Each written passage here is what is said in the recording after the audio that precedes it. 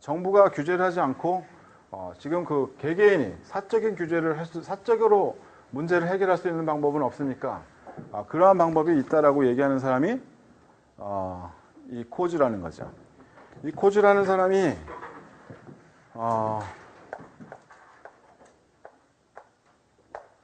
노벨 경제학상을 받았어요. 노벨 경제학상을 받았는데 이 논문을 쓴 거는 굉장히 오래전이고 노벨 경제학상을 받을 때는 80세가 넘어서 노벨 경제학상을 받았는데 뭐 때문에 받았느냐? 이 코즈의 정리 때문에 받았죠.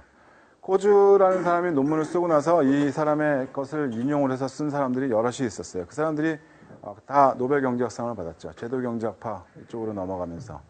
그래서 이 사람이 80세 노벨 경제학상을 받으면서 뭐라 그랬게요? 내가 왜 노벨 경제학상을 받는지 난 잘 모르겠어요. 그러고선 내려왔대요. 정말로. 딱 그렇게만 얘기하진 않았겠죠. 이 사람이 얘기하는 건 자기가 한 50년 전에 쓴 논문 때문에 내가 지금 노벨 경제학상을 받는 게 이상하다라는 거죠. 이상했겠죠. 그죠? 그러니까 그렇게 했던 그런 사람이에요. 당사자들 간의 협상회에서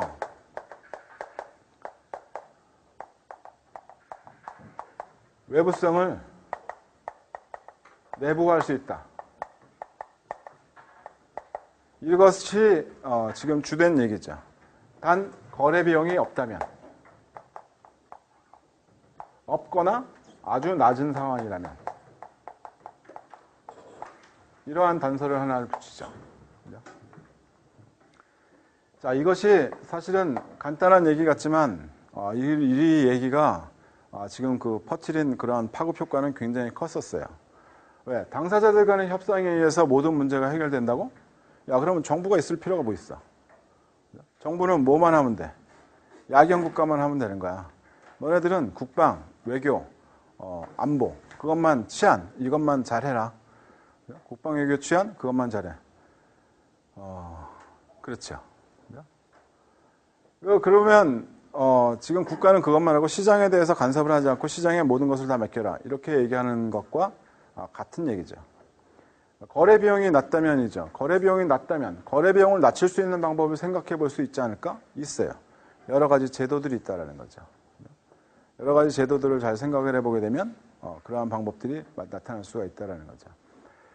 자, 물론 이 사람의 얘기를 보게 되면 간단하게 얘기하면 이런 얘기예요. 여러분들이 룸메이트랑 둘이 살고 있어요. A, B. 근데 얘가 코를 무지하게 골아. 그러면 여러분들 룸메이트가 코 고는 데서 자본 적 있어요? 못 자요. 코가 그냥 고는 수준이 아니라 한 60데시벨, 70데시벨 이상의 지금 소음을 발생시킨다라고 생각을 해보자 이거죠. 그렇다 그러면 더더욱 못 자죠. 그럼 얘 때문에 얘가 피해를 보는 거죠. 얘는 그냥 잠자는 건데 얘가 피해를 보는 외부성이죠. 이 문제를 이 둘 간의 협상으로 문제를 해결할 수가 있다. 이런 얘기예요. 어떻게? 지금 A가 B한테 야, 코 좀 골지 마. 이렇게 얘기할 수도 있고요. 야, 너 코 그렇게 많이 골면 건강에 안 좋다니까 한번 건강검진 한번 받아보고 코 수술해라. 이렇게 얘기할 수도 있어요. 그래서 얘가 그냥 가서 코 수술을 하고 수도 있는 경우죠. 아니면 얘는 나는 코 고는 게 너무 좋아. 나는 코를 고는 게 너무 좋아. 자다가 깜짝깜짝 놀래서 깨날 때도 정말 스릴 있고 그래서 나는 코를 고는 것이 나의 취미야. 나한테 뭐라 그러지 마. 네가 싫으면 네가 나가. 이렇게 얘기할 수도 있죠. 아니면 나는 코 고는 게 너무 좋으니까 너한테 내가 보상을 해줄게. 내가 코 고는 것이 즐거운 정도가 한 100만 원 정도 되는데 너한테 100만 원 내가 줄 테니까 너 100만 원 받고 참아. 이렇게 얘기할 수도 있다는 거죠. 예를 들면 그래요. 예를 들면. 극단적인 예지만 예를 들면 그렇다는 거예요. 여러 가지 방법을 생각을 해볼 수가 있다는 거죠. 아니면 얘가 만약에 조폭 두목이고 얘는 쫄병이에요. 두목이 골고 있는데 쫄병이 감히 얘기 한마디도 못하겠죠. 그냥 거기서 끝나도 당사자들 간에 협상회에서 문제가 해결된 거예요. 해결된 거예요. 외부성이 내부화됐거든요. 얘가 그 비용을 다 치르고 있는 거지만 더 이상 발생되는 건 없어요. 문제는 없는 거죠. 또는 이런 경우들도 있을 수 있죠. 얘한테 코골이 비용을 지불해 주는 거예요. 코 수술 비용을. 그러면 두목한테 이거 건강에 안 좋으시니까 수면에도 뭐 그 문제가 되고 그러니까는 가서 수술 받고 오세요. 제가 예약 다 해놨습니다. 얘가 다 지불하고 끝나는 거죠. 반대로 얘가 두목이야. 얘가 쫄병이죠. 얘가 얘한테 골지 마. 그러면 안 골아요. 그죠? 맞고 자던 아니면 가서 자기가 그 수술하고 오건 안 고는 거죠. 끝나는 거죠. 당사자들 간의 협상이에요. 그래서 외부성이 내부화가 된 상황이죠. 자, 만약에 이러한 형태가 가능하다라고 한다면 어떻겠습니까? 그렇다 그러면 우리가 세금을 부과하는 게 아니면 정부에서 배출량을 지정을 해주는 게 지금 좋은 그러한 방법이냐? 배출량을 지정을 해준다. 너네들이 뭐 세금을 지금 부과를 한다라고 하게 되면 너네들이 그 수요에 대해서는 제대로 파악하고 있니? 만약에 수요를 제대로 파악하지 못하면 쓸데없는 정책 되는 거야. 그죠? 행정적인 낭비만 생기고 효과는 없고 아니면 행정적인 낭비가 생기고 오히려 부작용이 발생하고 이것이 정부 실패죠. 그죠? 정부의 어떠한 입법, 행정, 사법에 의해서 어떠한 문제들을 해결하려고 하다가 오히려 시장에서 더 안 좋은 결과가 나타나고 있는 그러한 상황. 정부의 실패라는 거죠. 정부의 실패가 있는 것보다는 차라리 너네들이 그냥 놔두면 당사자들 간에 이러한 문제가 해결되지 않겠니? 이렇게 얘기를 하는 거죠. 많은 논란거리가 있을 수가 있어요. 여기에서는. 여기에서는 단 둘이지만 만약에 집단으로 생각을 해보자 이거야. 집단으로. 엄청나게 많은 집단, A라는 집단에 속해져 있는 사람. 지금 원전 얘기하죠. 원전에 대해서 지금 찬성하는 사람들, 원전에 대해서 반대하는 사람들 무지하게 많아요. 만약에 얘네들 간에 당사자들 간에 협상을 한다라고 하게 되면 어떤 문제가 생기겠냐. 100대 100, 2000대 2000, 만대 만, 10만 대 10만. 야, 상상하기가 어렵죠. 근데 여기에서는 이 사람들이 얘기하는 거는 거래 비용을 낮출 수 있는 그러한 지금 방법을 찾을 수가 있다는 거죠. 좋은 제도만 찾는다고 한다면. 여러분들이 여기에서 거래 비용이라고 생각하는 것이 단지 왔다 갔다 하는 그러한 비용, 이런 뭐 교통 비용, 이렇게 아니면 뭐 시장에서 좌판 깔고 하는 그러한 비용만 얘기하는 게 아니라 굉장히 다양한 것이 다 포함이 되어져 있는 게 거래 비용이에요. 그러니까 얘랑 갈등이 있다. 얘랑 갈등이 있다든가 이것도 거래 비용이고요. 만약에 여기에서 A라는 집단과 B라는 집단이 법적 소송에 갔다. 이것도 거래 비용이에요. 거래 비용이 더 높아지면 법적 소송을 가는데 법정 앞에 줄을 갖다 쫙 서서 기다린다. 이것도 거래 비용이죠. 이러한 그 줄 서서 아니 여러 가지 우리가 다 이런 것들 거래 비용이라고 얘기를 하죠. 근데 이것을 낮출 수 있는 방법이 있다라는 거죠. 어떻게? 얘네들 간에 대표자를 뽑는가? 얘네들 간에 대표자를 뽑아서 단 둘이 얘기를 하는 거죠. 우리가 국회에서도 그렇게 하죠. 원내대표, 당대표, 무슨 대표 해가지고선 지들끼리 얘기하고 단 둘이 얘기했지만 사실 그 둘은 얘네들의 얘기를 종합해서 갖고 와서 얘기를 하는 거죠. 단 둘이서만 얘기하게 되면 끝나는 거예요. 그래서 거래 비용을 낮출 수 있는 방법이 상당히 여러 가지가 있다라는 거죠. 자, 또 다른 예를 우리가 생각을 해보죠. 이러한 것들을 얘기를 하면서 이 사람들은 저런 얘기를 해요. 거래 비용을 낮출 수 있는 그러한 가장 좋은 방법이 있다면 재산권을 지정하는 거다. 재산권을 지정을 하면 거래 비용이 확 낮아질 수 있습니다. 이렇게 얘기를 해요. 당사자들 간의 협상이 더 원활해진다는 거죠. 그래서 이러한 예를 들 수가 있는 거죠. 강이 있어요. 강의 상류, 강물은 흘러가죠. 위에서 아래로. 근데 여기에는 기업이 지금 강을 사용을 하는 그러한 기업들이 있어요. 물을 제일 많이 쓰게 되고 폐수를 제일 많이 버리는 게 어떤 거? 가죽, 피혁, 지금 염색 가공이라는 거죠. 또는 재지, 종이 만드는 그러한 기업들. 만약에 여기에 A라는 기업이 있고 B라는 기업이 위에서 더러운 물을 버리고 깨끗한 물 갖다 쓰고 더러운 물 버리면 얘는 내려가죠. 그러면 B는 더러운 물을 쓰게 되는 거야. 그렇죠. 무슨 이런 불공정한 그런 거 있어. 그러면 얘는 쓰는데 훨씬 더 많은 비용이 들다든가 아니면 얘는 여기서 물을 사용을 할 수가 없는 상황이 될 수도 있어요. 저 더러운 폐수를 어떻게 써? 갖다가 못 써요. 오히려 기계가 고장나. 그래서 얘랑 문제가 생길 수가 있는 거죠. 얘의 외부성 때문에 얘가 피해를 보는 거죠. 이런 경우는 재산권을 지정을 해줘라는 거야. 누구한테 어떻게 지정을 해주건 마찬가지다라는 거죠. 먼저 A에게 재산권을 지정을 해줬다라고 가정을 해보죠. 이 강은 A 강이야. A 거야. A의 재산권에 지금 이 강이 되어져 있다라고 가정을 해보자 이거야. 그러면 A는 이 강을 깨끗하게 사용을 하고 이 강을 사용할 수 있는 권리를 B에게 팔 수가 있어요. 그죠? 깨끗하게 사용을 하고 팔 수 있는 권리가 있어요. 아니면 얘가 아예 나는 더럽게 사용하고 얘 못 쓰게 만들래? 이렇게 생각할 수도 있겠죠. 근데 이 강을 만약에 지금 깨끗하게 사용을 하고 얘가 생산하는데 얘가 이 강물을 사용하는데 아무런 지장이 없을 수 있도록 만들어주는 거죠. 그렇게 되면 얘는 얘 나름대로 이 강물을 깨끗하게 사용을 하려고 폐수 처리 시설을 만들 것이고 B에게 이 강물을 사용할 수 있는 권리를 주면서 돈을 받고 그것을 처리를 하죠. 또 하나 B에게 이 강물을 팔 때 그 사용권을 줄 때 너는 이 강물을 깨끗하게 사용을 해야만 한다 라는 그러한 조건을 갖다 달아줄 수도 있는 거죠. 그럼 얘도 여기에다 폐수 처리 시설을 달아야 되는 거죠. 자, 이렇게 되면 A랑 B랑 지금 여기에서 강물을 사용하는데 외부성 문제를 해결하고 있는 거예요. 무엇 때문에? 재산권을 지정해 주니까 끝나더라는 거죠. A한테 재산권을 지정을 해줬을 때 지금 문제가 해결됐죠. B에게 재산권을 지정을 해줘도 마찬가지예요. B가 이 강은 내 강이야. 그런데 A가 상류에서 더러운 물을 버려. 너 이 강을 깨끗하게 쓰려면 내가 너 사용권을 주는데 깨끗하게 해야만 이 강 사용할 수 있어. 이러한 협상이 이루어질 수가 있다는 거죠. 이 당사자들 간의 협상으로 외부성이 내부화가 되고 있다. 무엇 때문에? 재산권을 지정해 주니까 거래 비용도 낮고 이렇게 쉽게 문제가 해결되는 건 아닙니까? 이렇게 얘기를 하고 있는 거죠. 코즈가 얘기하고 있는 그러한 얘기를 보면 이런 얘기들이에요. 이런 얘기들이죠.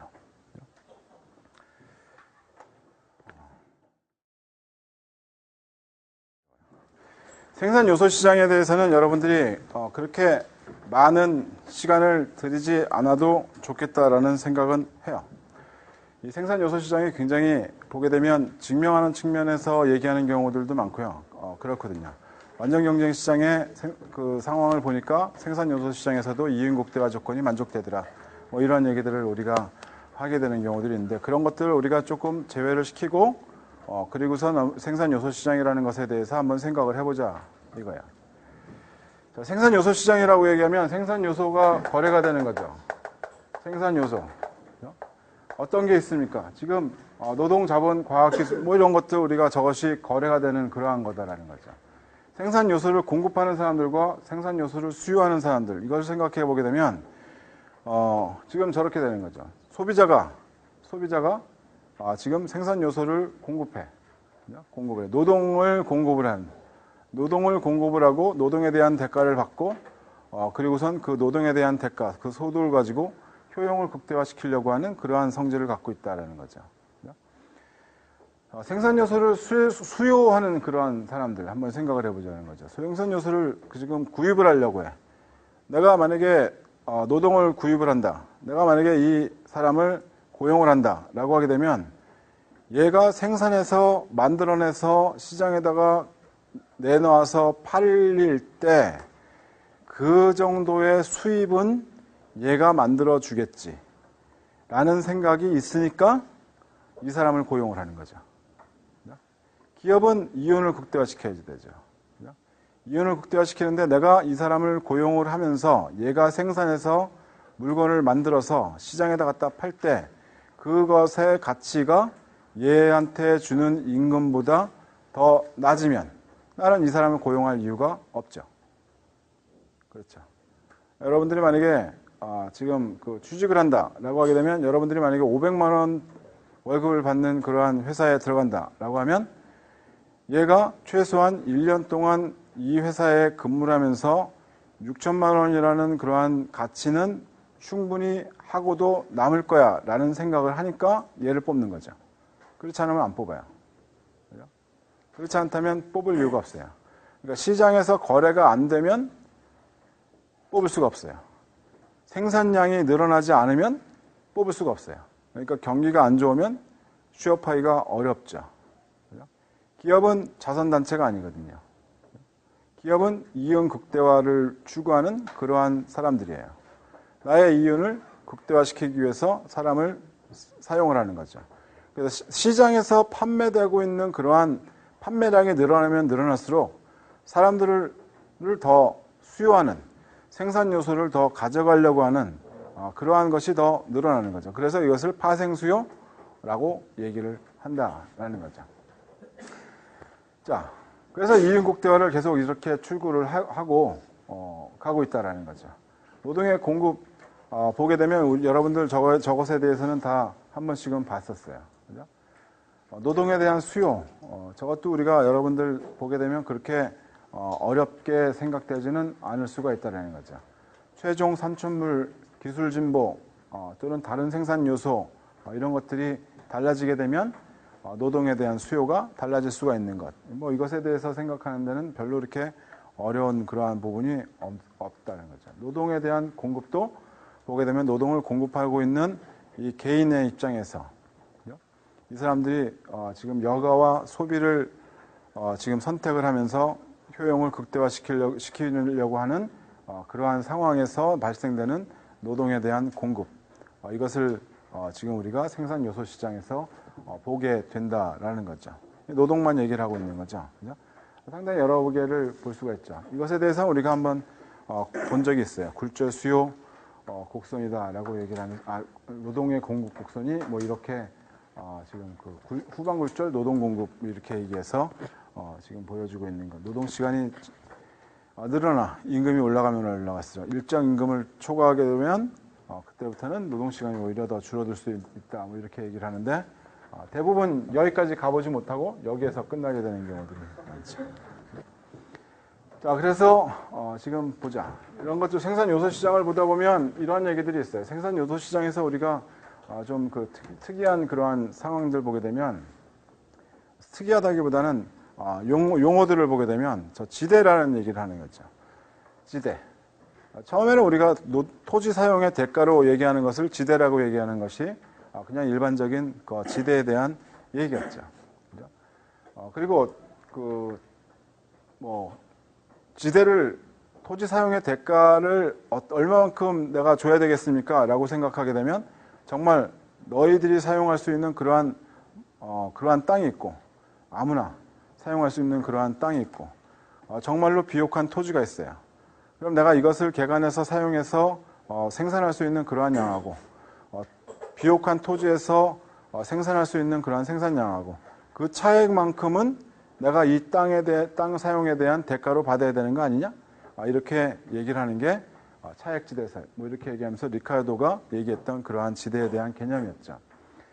이제는 우리가 이전 수입이나 경제적 지대 이런 것들로 우리가 용어를 조금 변경을 시키고 있어요. 이전 지대라고 얘기하게 되면 얘가 생산하고 있는 생산물의 가치가 지금 만약에 100이다. 그럼 난 100만큼까지만 얘한테 임금을 지불하게 되면 돼요. 100만큼만 지불하게 되면 얘는 딴 데 가서도 100밖에 못 받기 때문에 얘는 그냥 여기에 남아들 수 있어요. 그게 이전 수입이에요. 그것을 우리가 이전 수입이라고 얘기를 해요. 근데 우리가 노동시장에서 수요와 공급이 일치가 되면서 발생되고 있는 임금 수준을 보게 되면 대부분 저 이전 수입보다는 더 많은 임금을 받게 돼요. 그것을 초과하는 것, 그 전용 수입, 자기의 생산 요소에 대한 대가에 대한 가치를 초과하는 그러한 금액을 우리가 경제적 지대라고 얘기를 한다는 거죠. 그림으로 보게 되면 훨씬 더 쉽게 얘기가 되죠. 노동에 대한 공급을 보게 되면 지금 이전 수입이라는 것이 이렇게 있다는 거죠. 얘가 노동에 대한 공급, 너는 이 정도의 노동 공급을 보여주고 있다 이거지. 여기까지만 주게 되면 얘는 다른 데 안 가요. 그죠?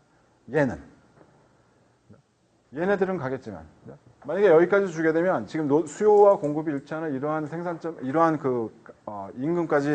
임금을 지불하게 되면 지금 이렇게 낮은 생산 가치를 갖고 있는 사람들도 지금 받을 수가 있는 경우죠. 생산성을 자기가 보일 때. 그죠? 이거 우리가 경제적 지대다 이렇게 얘기할 수가 있는 거죠. 노동에 대한 공급 보게 되면 그렇죠. 얘네들은 지금 이 정도의 그 생산물의 가치를 보일 때, 그죠? 여기 이 정도의 임금을 지금 다 받아가고 있는 그러한 상황인 거고요. 그죠? 자, 경제적인 지대. 그러니까 얘네들 같은 경우에는 자신들이 이 노동에 대한 그 시간을 갖다가 투입을 해서 발생시키고 있는 이러한 비용이 지금 받아들이는 임금보다는 훨씬 더 낮은 그러한 상황에 지금 있는 거고요. 그죠?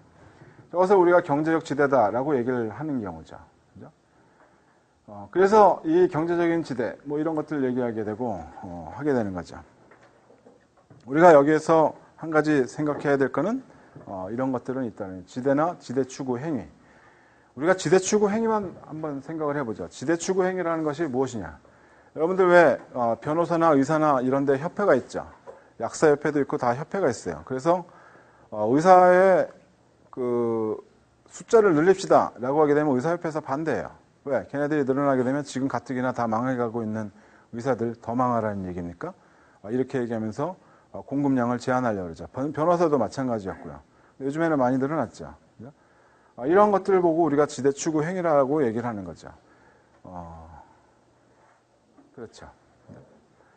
정치인들도 어떻게 보게 되면 마찬가지일 수도 있어요. 정치를 하겠다는 사람들, 정치를 하려고 하는 사람들, 정말 괜찮은 사람들이 정치를 해보고 싶다라고 하는 사람들, 정치 쪽에 들어가기가 그렇게 쉽지가 않아요. 정치권으로 들어갔다 얘기가. 그쪽에서는 계속 너 같은 애들 계속 들어오게 되면 경쟁이 치열해지니까 자신들의 나름대로의 공급을 제한시켜 놓고 있는 그러한 상황이죠. 이런 것들을 우리가 지대 추구 행위다라고 얘기를 갖다가 얘기를 하게 되죠.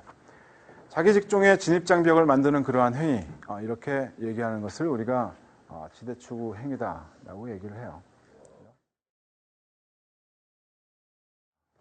임금격차. 우리 후생경제에서도 얘기를 하겠지만, 이거 임금격차로 생각을 해보게 되면, 사람들의 그러한 그 소득이, 임금이 다른 경우도 우리가 생각을 해볼 수가 있다. 왜 다릅니까?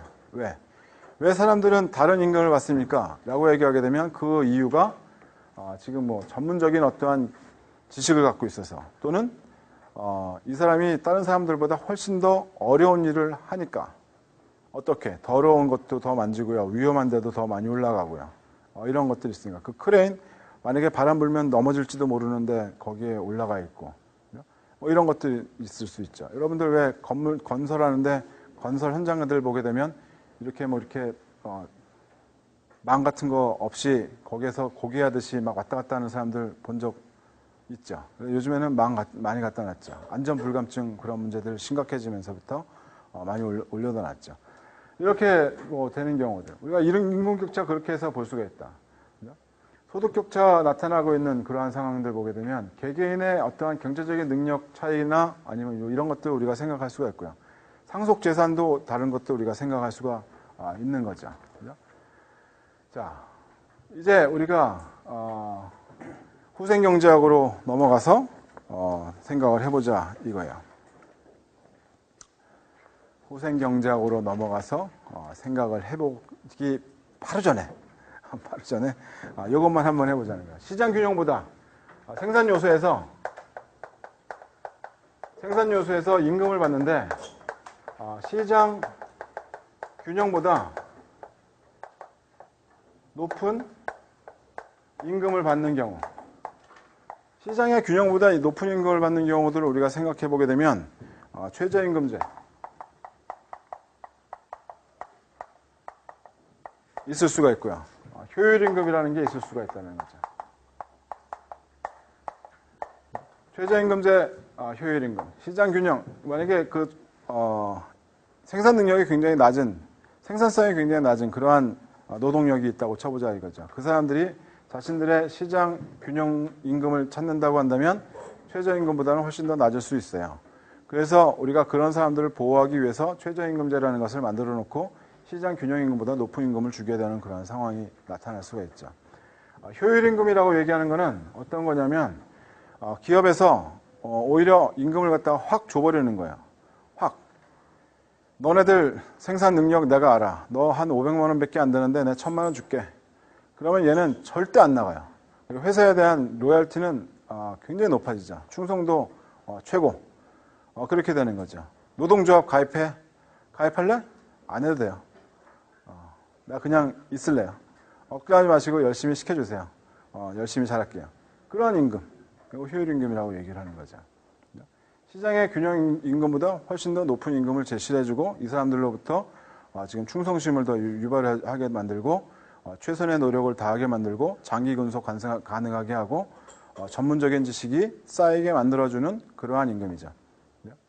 그러한 것들을 볼 수가 있게 된다는 거죠. 이러한 경우에는 우리가 지금 생산 요소 시장에서 균형 임금보다 더 높은 그러한 임금이 나타난다. 이렇게 얘기를 할 수가 있다라는 거죠.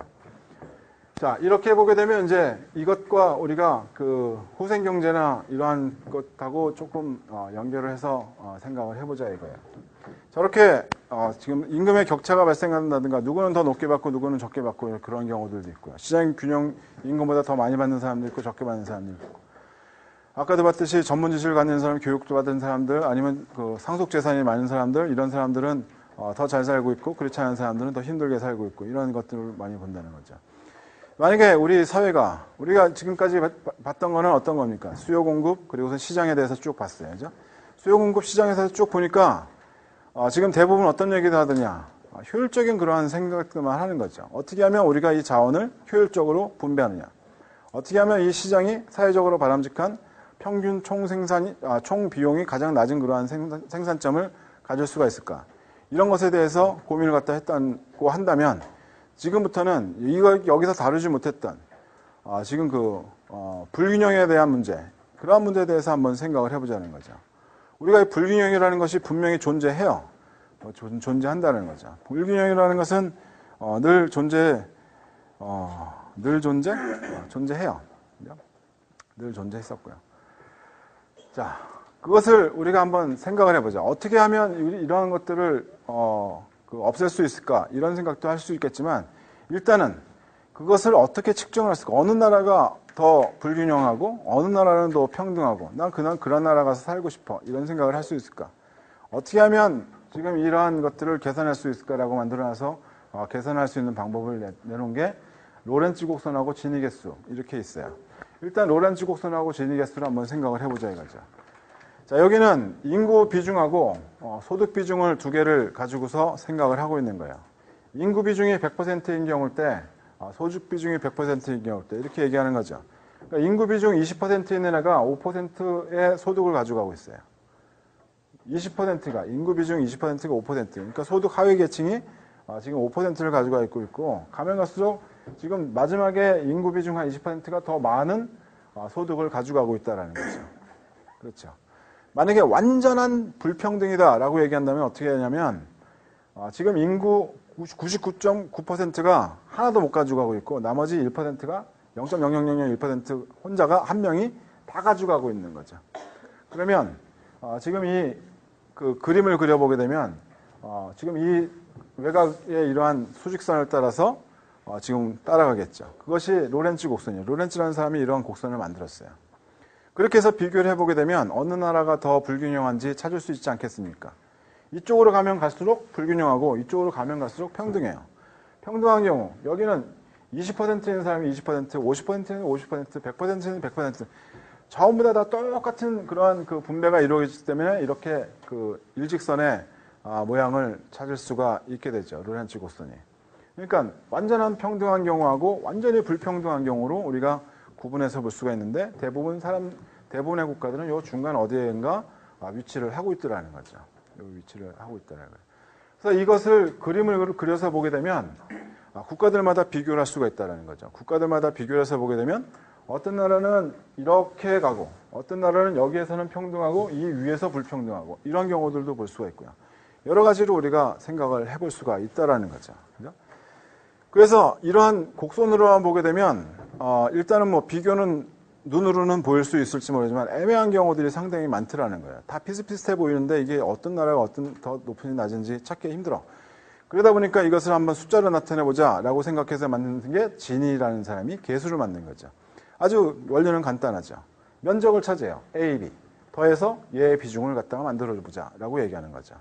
그래서 만들어 보니까 일반적으로 어느 정도 크기가 나오느냐 0.3. 이 정도 크기가 나오게 되면 그냥 일반적으로 우리가 오케이 할 수 있는 정도의 수준 아닙니까? 이렇게 얘기를 하는 거죠. 0.3 정도까지도 안 나온다?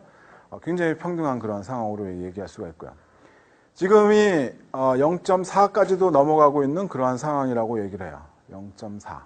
그러니까는 이렇게 비중이 점점 높아진다라고 얘기해서 피게티라는 사람이 지금 그러한 소득 불균형에 대해서 얘기를 갖다 할 수가 있게 되는 그러한 상황이고 2000년 이후에 OECD 국가의 지니 개수를 그림으로 그려보게 되면 점점 늘어나고 있는 그러한 상황입니다. 라고 얘기를 갖다 하게 되는 거죠. 자, 이런 것들을 우리가 보게 되면 소득의 불평등의 정도를 지금 알아볼 수 있는 방법은 있구나라는 거죠. 자, 이렇게만 알아보게 되면 뭐 할 거야? 이거 정말 좀 약간 쓸모없는 것처럼 보일 수도 있다라는 거죠. 그래서 이거 우리가 한 국가 내에서 한번 생각을 해보자. 우리가 소득 10분위 배율, 5분위 배율 이렇게 나눠서 얘기를 하는 거예요. 소득 10분위 배율이라고 하면 소득의 크기대로 가구들을 쭉 나열해요. 소득의 크기대로 1, 2, 3, 4, 5, 6, 7, 8, 9, 10. 그래서 10분위가 가장 높은 소득을 받는 사람들이고 1분위는 최저 소득을 갖고 있는 사람들이죠. 그래서 10분위가 제일 높은 사람들, 그 사람들은 얼마나 받을까? 몇 억대로 알고 있죠. 여러분들 왜 임원들 임금, 월급 이렇게 공개한다 그러죠. 그죠? 그 사람들은 공개 안 됐으면 좋겠는데 자꾸 공개한다 그러니까 신경 나요. 중소기업에서 임원이다 그러면 얼마 안 되는데 대기업에서 임원이다 그러면 억 단위 당연히 넘어가는 그런 거죠. 중소기업에서 그래도 좀 좋은 직종에서 1억 넘어가는 사람들 꽤 돼요. 요즘에는 꽤 되는데 1억 넘어가 봐야 여러분들 통장에 찍히는 거 따져보게 되면 세금 떼고 이거 떼고 연금 떼고 하면은 얼마 안 나와요. 어디 갔는지 다 알 수가 없어요. 그리고 한 2억, 3억 정도 돼도 마찬가지죠. 이게 신경질 나는 거죠. 그런데 그래도 지금 못 받는 사람들은 월급 110만 원, 지금 80만 원 이 정도 수준에 머물러 있다. 가구 소득이. 그렇게 되면 얘네들하고 차이를 보게 되면 엄청나잖아요. 그죠? 그것들을 한번 보게 되면 우리가 지금 이 크기를 좀 찾아볼 수 있지 않겠느냐. 얼만큼 불균등한지. 그래서 하위 그리고 상위 계급을 한번 생각을 해보자. 하위 4계급하고 상위 2계급하고 나눠. 그래서 상위 2계급의 하위 계급의 어떠한 비중이 어느 정도 되는지를 찾아보자. 이렇게 나타나는 게 지금 10분위 배율이에요. 그러니까 여기에서는 크기가 크면 클수록 하위 4계급의 소득의 비중이 높으면 높을수록 평등한 그러한 상황으로 나타나겠죠. 그죠? 사람들이 이렇게만 얘기하게 되면 사람들이 헷갈리지 않을 테니까 다른 사람들이 조금 헷갈리게 만들어 보자 라고 해서 소득 5분위 배율을 만들었어요. 이거 좀 헷갈려봐라. 어떻게? 상위 20% 나누기 하위 20%예요. 20대 20으로 하는데 분자 분모가 바뀌었죠. 헷갈리지 이제. 자, 5분위 배율로 해서 소득 비율을 갖다 하니까 이건 작을수록 평등해요. 수치가 지금 5분위 배율은 지금 이렇게 작을수록 평등하게 만들어 놓은 거죠. 자, 근데 여기에서 우리가 공통적으로 둘 다 하나는 클수록 평등하고 하나는 작을수록 평등한 이러한 10분위, 5분위 배율이 있는데 공통적으로 무시하고 있는 데가 중산층이에요. 중간계급은 없죠. 중간계급은 우리가 왜 안 따지는데 신경을 내죠. 우리가 중간계급을 어떻게 얘기하냐면 지금 중간점에서부터 플러스 마이너스 50%의 그러한 소득을 갖다 얘기한대요. 그래서 한국의 중산층의 소득 비중, 그것을 보게 되면 150에서 450까지라는 거예요. 무슨 중산층이 이렇게 넓어? 이상하죠. 그래서 지금 다시 이 중산층의 어떠한 기준을 좀 바꿔보자 이렇게 생각을 하고 있는 거죠. 중산층의 기준을 바꿔서 한번 보자 이렇게 얘기를 하는 거다 이거죠. 그죠? 지금 열심히 노력을 하고 있는 상황이고요. 그죠? 그렇게 해서 얘기를 하고 있다 이런 얘기죠. 그래서 일단은 우리가 여기에서 하고 싶은 얘기가 뭐야? 이렇게 해서 임금 격차나 소득 격차가 발생되는데 우리가 아까 잠깐 얘기했듯이 임금 격차나 소득 격차가 발생되는데 그러한 문제들을 최대한 줄였으면 좋겠다. 그리고 사회적 약자가 어떻게 해서건 간에 혼자서 자립해서 살아나갈 수 있는 그러한 방법은 생각해 봐야 되지 않겠니? 라고 생각을 하면서 지금 사회보장제도라는 것을 만들려고 하는 거죠. 그죠? 사회보장제도를 만들려고 하는 거예요. 만약에 이걸 안 만들면 어떤 문제가 생기는데? 어떤 문제? 지금 미국에서 발생될 가능성이 상당히 높은 사회불안. 거기 지금 경찰이 어떠한 강압 진압 이것 때문에 문제가 있는 걸로 비춰지지만 내면을 잘 보게 되면 소득 불균형에 대한 어떠한 불만을 토로하고 있다 이렇게 얘기할 수도 있다라고 얘기하는 거 들어본 적 있죠. 우리도 마찬가지고요. 우리도 마찬가지고 사회 계층 간의 갈등 이것들이 생겨나게 되면 지금 국가에는 상당히 안 좋은 영향을 미쳐요. 우리 보자 이거 노사분규 심화가 됐다. 노사분규 맨날 한다라고 하게 되면 쟤네들 왜 또 저래? 이런 얘기 나올 가능성도 있고요. 생산은 생산대로 힘들어지고. 그러니까 그러다 보니까 일단은 우리가 최하위 계층을 지금 어떻게 해서든 소득 보전을 해보자. 얘네들한테 좀 도움을 주자라고 해서 만들어 주는 게 하나는 사회 부조. 그냥 주는 거예요. 부조. 아무런 조건이 없어요. 그러니까 국민 생활 가능한, 기초 생활이 가능한 그런 수준까지 지금 주겠다라는 얘기죠. 또 하나는 사회보험이 있어요. 여기는 기여의 원칙이라고 얘기하죠. 4대 보험이라는 것이 있다는 거죠. 국민연금, 고용보험, 의료보험, 산재보험 이렇게 4대 보험을 지금 들게 하고 그리고서는 이 사람들이 나중에 퇴직을 하건 아니면 어떻게 되건 간에 지금 하게 만들어 주려고 하는 거죠. 사회보장제도 보다 보면 상당히 좀 갑갑한 면들이 없지 않아 있어요. 여러 가지로 갑갑한 면이 많은데 그래도 없는 것보다는 나은 거죠. 사회보장제도 보잖아요. 사회보조 비기여의 원칙이라고 그래서 준다고 4인 가족 얼마 주는데 150만 원? 이 사람들 아무것도 없어야 된다며. 그러니까 집도 아무것도 없고 지금 친척이 돈 버는 것도 하나도 없고 그런 상황이에요. 150만 원 갖고 4명이서 살아야 되는데 의식주가 다 해결이 돼야 되는 거죠. 어떻게 살면 가능할까요? 상상하기 싫어요. 힘들죠. 굉장히 어렵게 사는 거죠. 사회보험 얘기하는데 지금 여기에 무슨 국민연금, 고용보험, 국민연금 지금 고갈돼서 문제고 이게 문제다고 얘기하는 거고 고용보험 여러분들 고용보험에서 혜택 받기가 그렇게 쉬운 건 아니라는 거죠. 어떻게 해야 되냐면 일단은 비자발적으로 퇴사가 돼야지 되고요. 비자발적으로 퇴사가 돼야 되고 1년 이상 근무가 됐어야지 되고 그리고선 계속해서 직장을 찾고 있는데 못 찾고 있어야지 전에 받던 거에 일정 부분을 받는데 한도치가 있어요. 최대 얼마까지가 이렇게 정해져 있죠. 이런 것도 있고 의료보험, 산재보험, 의료보험 더 얘기하지 않아도 되겠죠. 이런 것도 우리가 보면 상당히 어려운 그러한 문제들을 해결해 나가려고 생각을 한다라는 거죠.